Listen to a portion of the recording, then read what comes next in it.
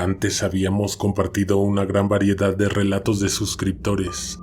Algunos alcanzaban a convertirse en relatos completos, mientras que otros llegaban a ustedes dentro de recopilaciones o combos.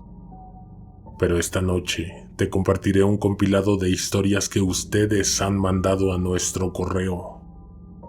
Basta ya de introducciones y ahora sí, que venga la oscuridad.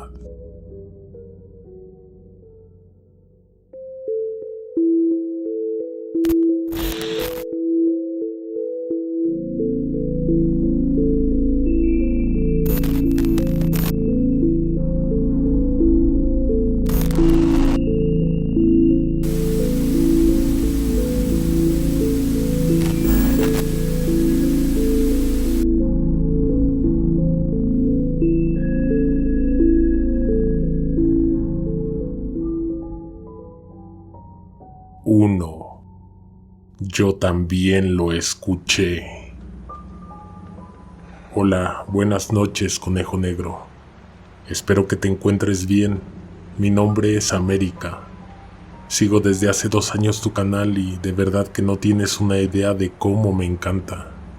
También a mi hermana mayor Luisa le encantaba tu canal, aunque tristemente ella falleció hace 2 semanas.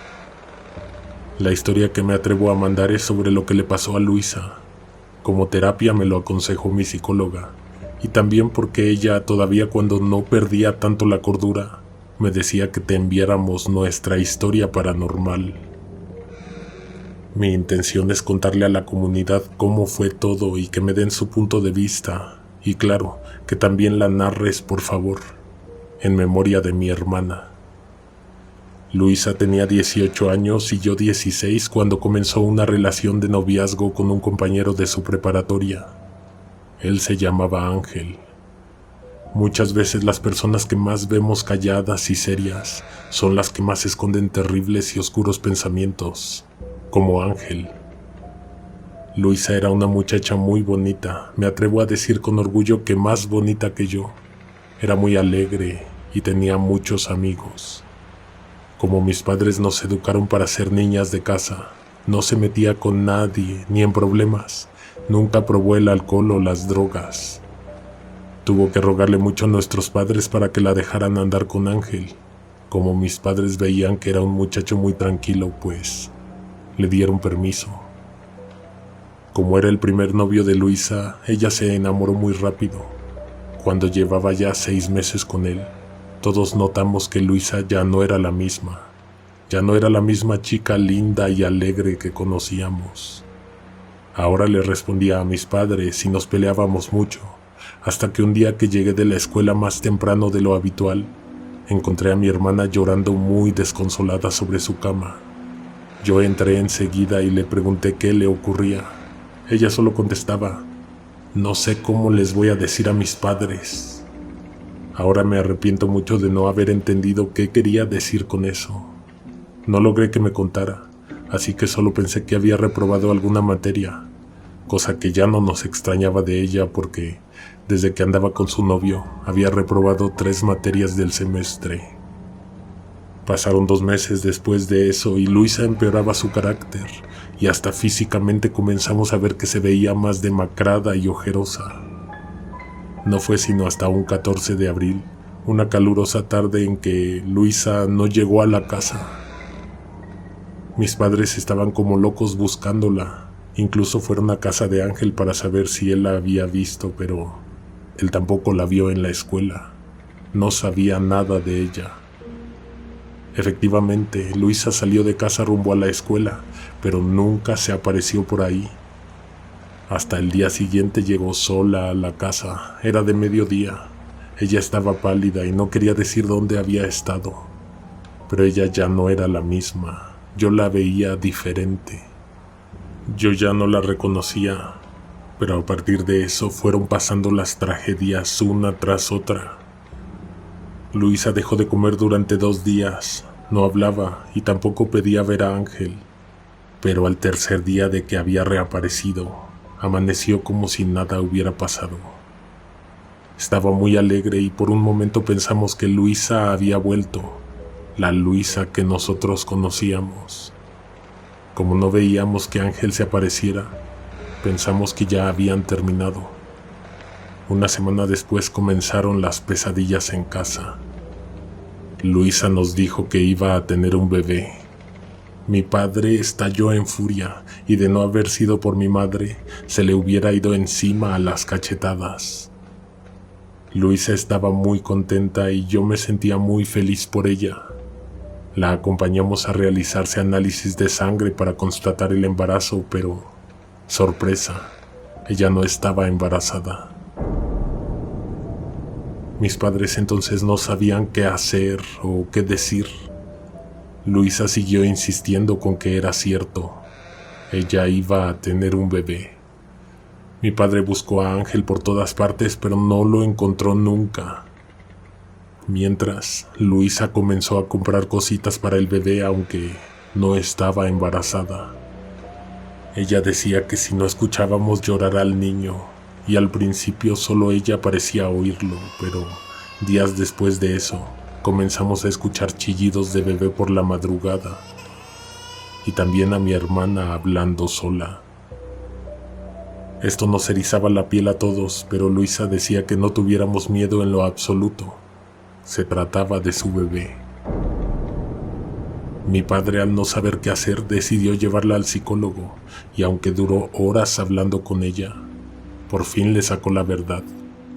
Luisa, el día en que había desaparecido, fue porque su novio, con engaños, la llevó a una clínica para terminar el embarazo.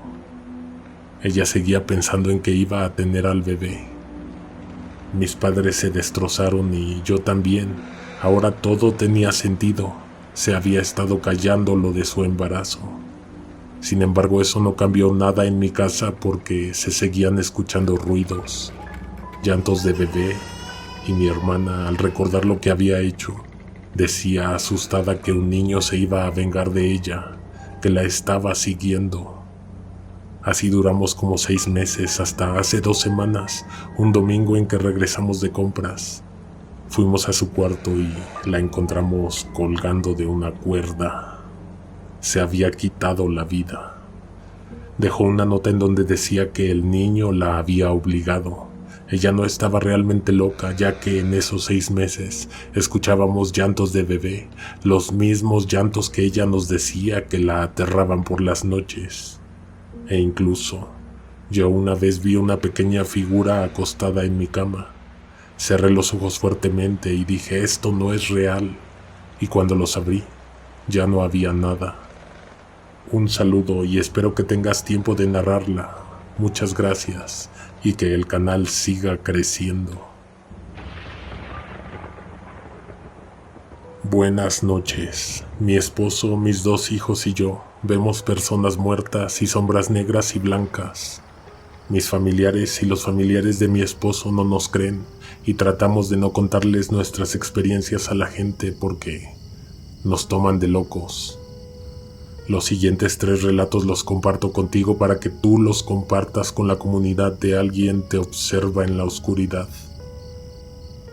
2.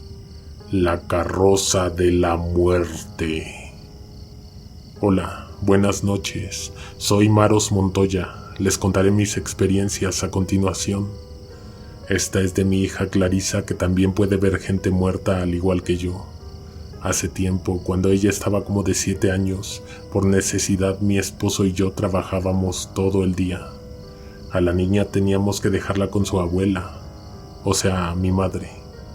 Ella también cuidaba a un sobrino que tenía la misma edad que mi hija, solo unos 4 meses más chico que ella. La niña dormía con su abuela esas veces que no podíamos ir a recogerla por los horarios de trabajo tan pesados que teníamos que soportar. Una noche se quedó también su primo. Los 3 dormían en la misma recámara, en el mismo cuarto de la abuela.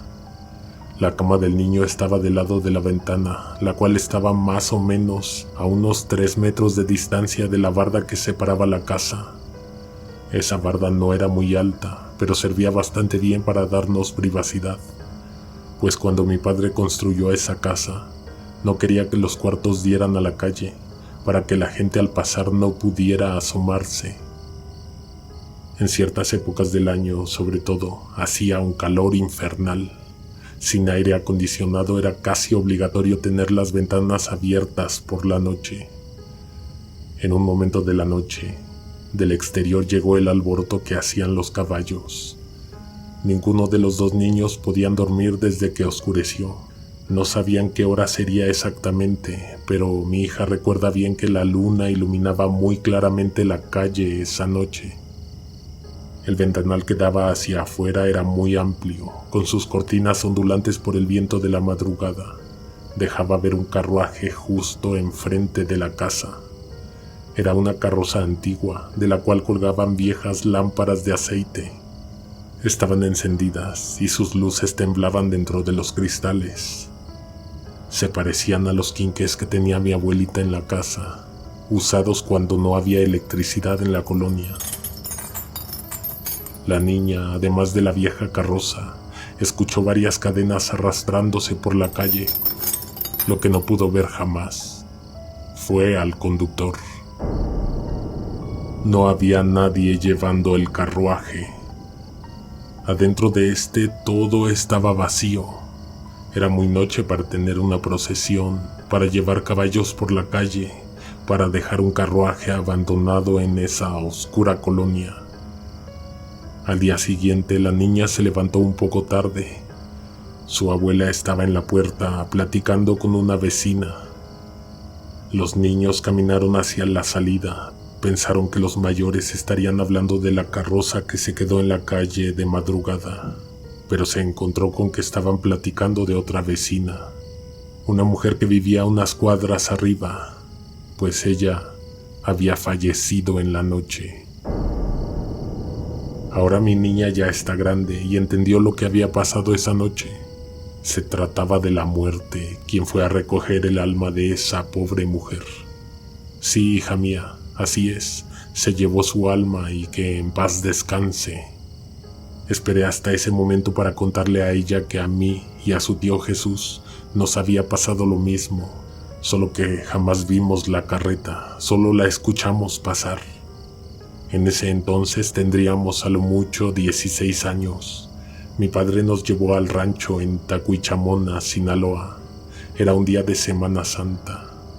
Estábamos esperando el domingo porque es cuando queman al Judas y después se arma un baile en la noche. Esa misma noche escuchamos que pasó una carreta arrastrando cadenas. También escuchamos a los caballos que venían jalándola.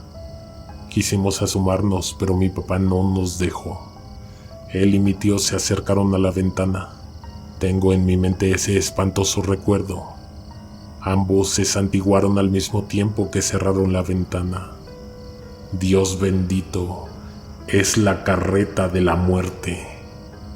Pasaron 20 minutos. Entonces empezó a sonar la campana de la iglesia. Anunciaba difunto. El doblar de las campanas sigue siendo una tradición por acá. Al día siguiente mi padre y mi tío salieron a ordeñar las vacas para hacer los quesos. A ellos se les arrimaron las vecinas para contarles que por la noche había fallecido una señora, una vecina que tenía días enferma. A partir de entonces me queda claro que ella y yo podemos ver cosas, y que cuando menos mi hija y yo compartimos esa espantosa experiencia de haber oído y en su caso haber visto la carroza de la muerte.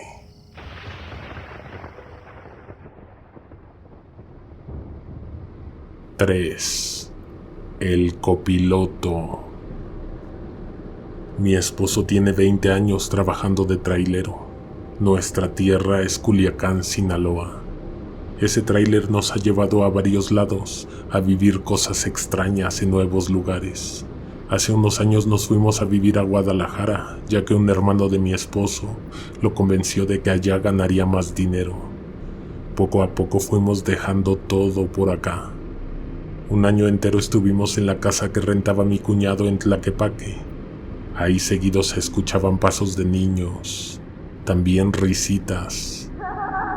Lo que nunca faltaba en cada noche eran las canicas que rebotaban por todo lo largo de las escaleras.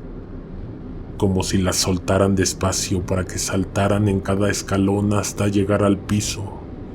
Luego rodaban hacia la calle, pues la puerta de salida estaba frente a la escalera. Nada las detenía y hasta escuchábamos que pasaban por debajo de la puerta, que estaba suficientemente separada del piso. Cada noche era lo mismo, pero además de lo que oíamos, nunca vimos nada. Se nos terminó la chamba en Guadalajara y nos fuimos para Manzanillo, donde estuvimos 4 años. Utilizábamos las vacaciones para volver a mi tierra a visitar a mis familiares. Viajando también de esa manera, nos conocimos casi toda la República. Un día lo mandaron a Culiacán. Iba de entrada por salida, pero aproveché el viaje para pasar a ver a mi gente. Cuando veníamos de regreso, él tenía que enganchar 2 cajas para traerlas de vuelta. 2 enormes cajas enganchadas al tráiler. Era de noche y el lugar estaba desierto y oscuro. A mí me pidió que le ayudara a enganchar la última caja, pues desafortunadamente no traía luces atrás. Poco antes le habían intentado robar el cableado y ya solo traía funcionando la plataforma de emergencia. Esta servía para que los coches vieran la parte de atrás y evitaran chocar con el tráiler. Caminé hasta el otro extremo de la caja. Ahí había un poste de teléfono a un lado del camino. También un delgado y pequeño árbol a un costado. Unos pasos más hacia lo oscuro, también encontré a un hombre. Era un señor con pantalón de mezclilla y camisa a cuadros. Lo que se me hizo más extraño es que no se le veía la cara, como si las sombras estuviesen cubriendo a toda costa su rostro de la luz. Del hombro hacia arriba solo había oscuridad. Me dio miedo de que nos fueran a asaltar, y sobre todo porque estaba hasta atrás del camión, muy lejos de mi esposo y los niños. Miré hacia el frente para calcular la distancia y cuando busqué al hombre de la camisa de cuadros, él ya no estaba más ahí. Inspeccioné mis alrededores. No había lugar donde hubiese podido esconderse. El terreno cercano estaba limpio de hierba y maleza. Las bodegas de donde se había descargado la mercancía estaban bien cerradas. El único lugar para esconderse era el poste y el árbol, pero tampoco había nadie ahí. Corrí hasta la cabina. Le dije a mi esposo lo que había pasado. Me dijo que ese señor le hizo señas para desenganchar al principio. En un momento él bajó a darle las gracias al señor de la camisa a cuadros, pero ya no lo vio más. Lo más aterrador era que coincidimos en un mismo punto, en que aquel hombre no tenía rostro. Volvimos con el cargamento a Manzanillo. Ahí le dijeron que tenía que volver al mismo lugar, a las mismas bodegas en Sinaloa, a dejar una nueva carga. Me pidió que volviera a viajar con él, pero ya no era posible. Los niños no podían perder más tiempo de clases, ya que se acercaban las vacaciones de diciembre. No hubo de otra más que él se regresara solo a Culiacán. Iba un poco cansado y prometió que tomaría un receso llegando a Guadalajara. Sin embargo, le avisaron que era urgente entregar la mercancía. Debieron de haber mandado a otra persona con él para hacer el relevo. No pudo detenerse entonces a descansar. Poco antes de la caseta de San Marcos en Mazatlán, empezó a quedarse dormido. El sol se alzaba desde el horizonte y la luz brillante hizo que le ardieran aún más los ojos. Se durmió sin darse cuenta. De pronto escuchó que le gritaban por su nombre. Lo llamaron varias veces. Era una voz desconocida, pero era una voz que venía del lado del copiloto. Se incorporó asustado y vio a su lado de nuevo al hombre del pantalón azul de mezclilla y la camisa a cuadros. A ese hombre no se le veía la cabeza. El repentino sobresalto lo hizo voltear al frente y ver la caseta con la que estaba a punto de chocar. La gente en la caseta se echó a correr porque vio el pesado vehículo dirigirse sin control hacia ellos. Afortunadamente pudo frenar a tiempo. Bendito Dios que ese hombre lo despertó. Tiempo después lo mandaron a Puebla a recoger mármol. Era tarde y se echó a dormir cerca de la cantera. Estaba cansado y tenía mucho frío. Se puso 2 cobijas para poder soportar y calentarse. Era la primera vez en que viajaba a ese lugar. No conocía muy bien la zona. A las 4 de la mañana lo despertó un frío aún más intenso.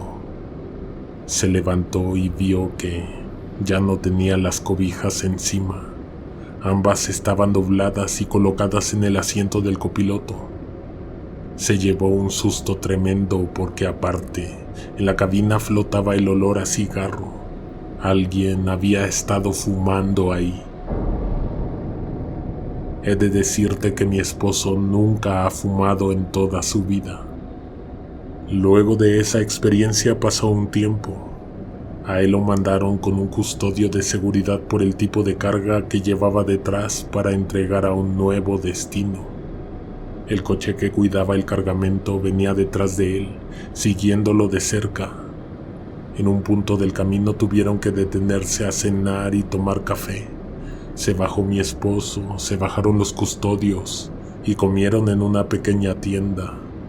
Al terminar, uno de los guardias le dijo a mi marido que si no pensaba llevarle nada al acompañante, al copiloto. ¿A quién?, le preguntó él, si yo no traigo a nadie. El custodio le dijo que hasta lo había visto fumando en la cabina. No seas desalmado y cómprale aunque sea unas galletas. Fueron juntos a la cabina para cerciorarse de que no existía el copiloto del que hablaban ellos.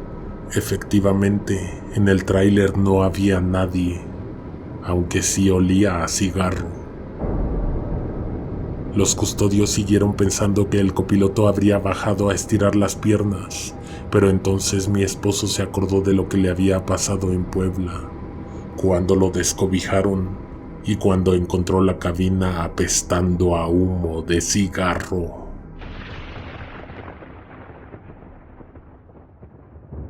¡4!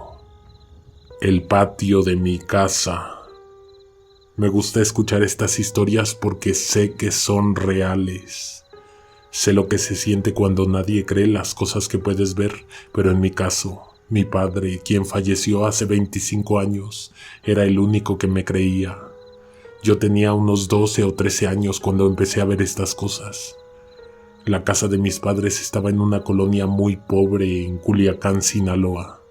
Mi padre decía que por ahí había un camino real transitado por diligencias cargadas con oro y mercancías. Esa era la explicación que él le daba a las cosas extrañas que sucedían cerca. Además, por ahí corría un arroyo y a unas 4 calles desembocaba el río. Una noche, viviendo en esa casa, mi padre y mi hermana escucharon que lloraba una mujer en la esquina de la casa. El cerco estaba terminado con latas, y entre ellas se podía ver hacia afuera la luz de un farol que parpadeaba como si estuviera por fundirse. La luz intermitente no dejaba ver lo que había ahí, en la calle. Mi padre salió, pero no dejó que mi hermana lo acompañara. Fue a ver y para su asombro se encontró con una mujer de bata blanca, cabello negro y largo. Ella estaba de espaldas. Pensó en la Llorona. Entró entonces a la casa, cerró la puerta y nos mandó inmediatamente a nuestros cuartos. No salgan si escuchan los llantos, nos dijo preocupado. Después de ese incidente pasó el tiempo, tal vez unos 3 años. Entonces mi padre volvió a asomarse a la calle en las mismas circunstancias, preocupado por los ruidos extraños que venían de fuera. Era un caballo relinchando, parado frente a la puerta de la casa que tenía una barda cubierta con trozos de madera. La figura aparecía entre las tablas separadas. Mi padre se acercó a ver el jinete. Él no le tenía miedo a los vivos, había sido militar y no tenía inconveniente en salir de madrugada a dar rondines por la casa, con la intención de cuidarla. Aunque también estaba interesado en descubrir de dónde había salido el caballo, toda vez que no había corrales cerca de la casa. El jinete, escondido en las penumbras, no se movió de su sitio ni siquiera cuando mi padre le preguntó quién era o qué quería. Mi padre llevaba una lámpara en las manos. Al arrimarse más, notó que no había cabeza sobre los hombros de aquella persona. El caballo se asustó en ese momento y se llevó aquel cuerpo sin cabeza y desapareció al final de la calle. Mi padre volvió asustado a la casa, le contó a mi madre, pero ella no le creyó. Yo le creí porque yo he visto muchas cosas frente a la fachada de esta casa. En ese tiempo pasaron muchas cosas extrañas en la colonia. Un amigo de mis hermanos vivía a unas 5 calles hacia arriba. Su novia estaba en la calle próxima, paralela a la nuestra. Solo que los novios se la pasaban afuera de nuestra casa, ya que había un farol con buena luz y una banqueta alta que mi padre había construido. Una noche se le ocurrió llevarle serenata a su novia. Eran las 12, tal vez no tan tarde para él.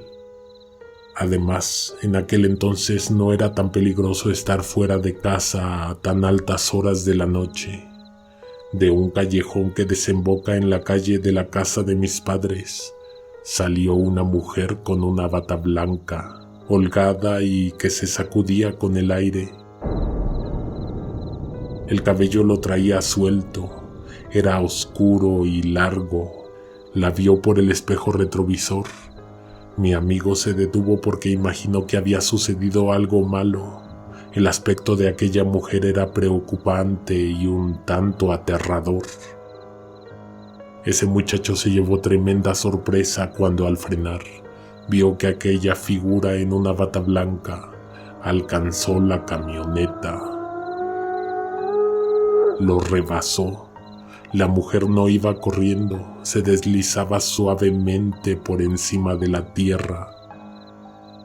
El hombre avanzó la camioneta, esquivando la horrenda figura. Esta lo siguió por las calles por donde aquel hombre se internó para intentar perderla de vista. Cuando pasó por enfrente de nuestra casa, dice que vio que la horrible mujer que venía persiguiéndolo cambió su dirección y atravesó la barda de nuestro patio, y justo después se entró por la puerta. En mi casa había total silencio y tranquilidad, y nada sucedió esa noche, al menos nada de lo que yo me hubiera enterado, aunque nunca me detuve a pensar que eso significaba que aquella terrorífica mujer podía entrar a nuestra casa sin problema alguno.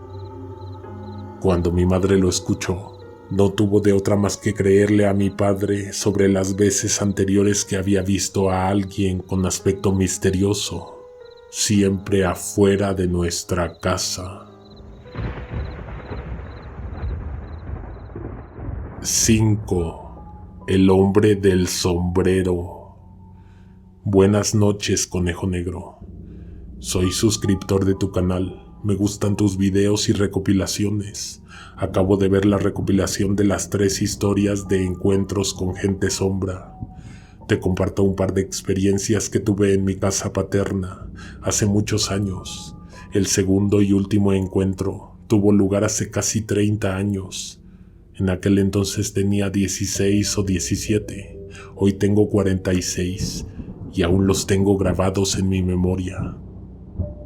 La casa donde pasé la mayor parte de mi vida está ubicada a las afueras de la ciudad, yendo por la carretera o autopista a Pachuca. Cuando tendría entre 8 y 10 años de edad, vi por primera vez a un ente de sombra o gente sombra, aunque yo recuerdo que mi mamá decía que yo sufría terrores nocturnos. No recuerdo absolutamente nada de eso. En ese tiempo nunca había escuchado hablar de esas cosas, y lo vi afuera de la casa, en el jardín trasero. Las casas de ese fraccionamiento tienen por lo general jardines frontales y traseros. Los frontales por lo general son pequeños, y los otros son más grandes. Ya estaba oscureciendo y solo había un pequeño foco que iluminaba la parte del jardín trasero en donde estaba. Muy poco en realidad, ya que era el único foco prendido y el resto del jardín estaba muy oscuro. Jugaba con la pelota, la pateaba contra la pared del vecino y al rebotar me lanzaba sobre ella como si fuera portero. En uno de esos lances, al incorporarme, por el rabillo del ojo vi una sombra, negra, muy negra.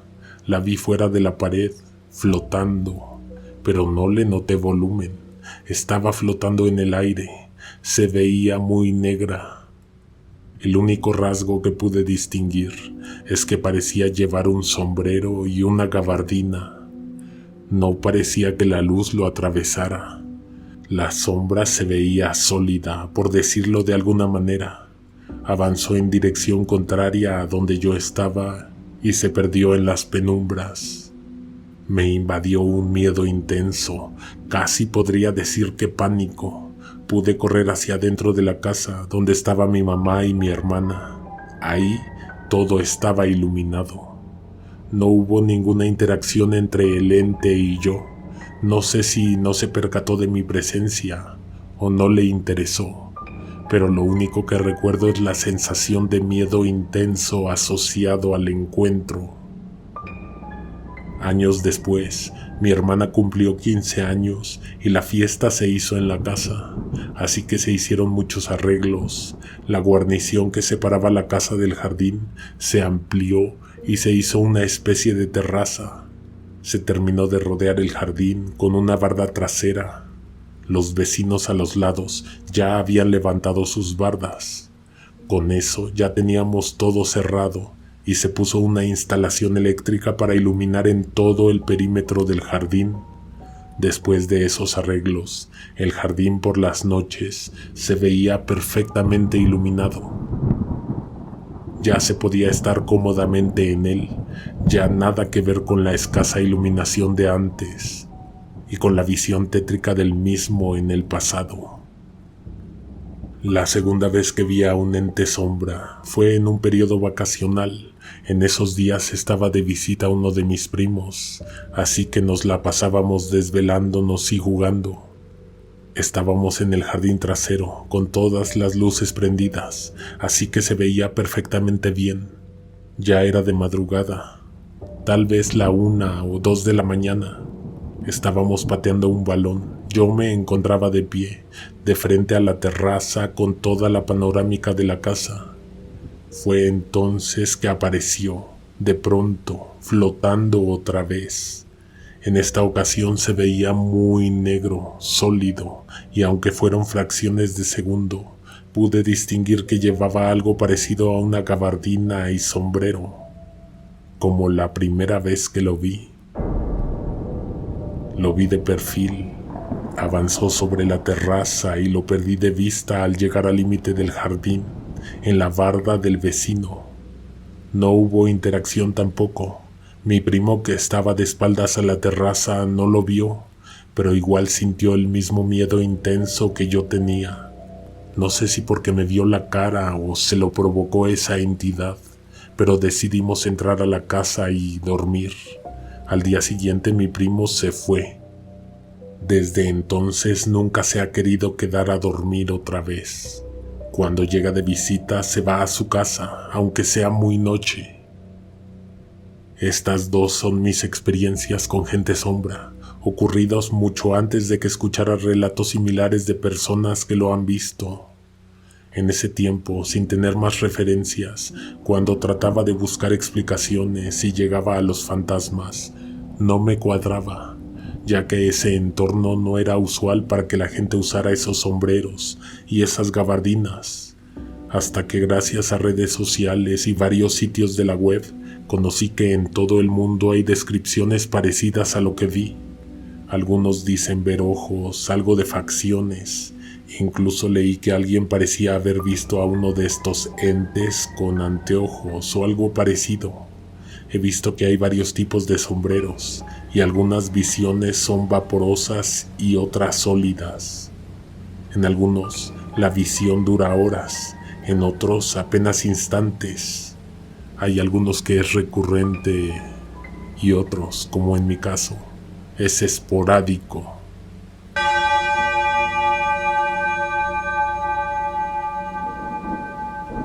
Te habla Conejo Negro.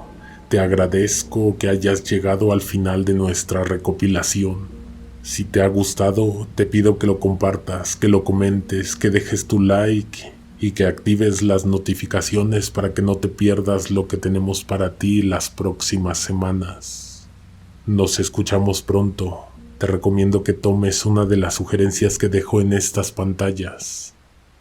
Alguien te observa en la oscuridad.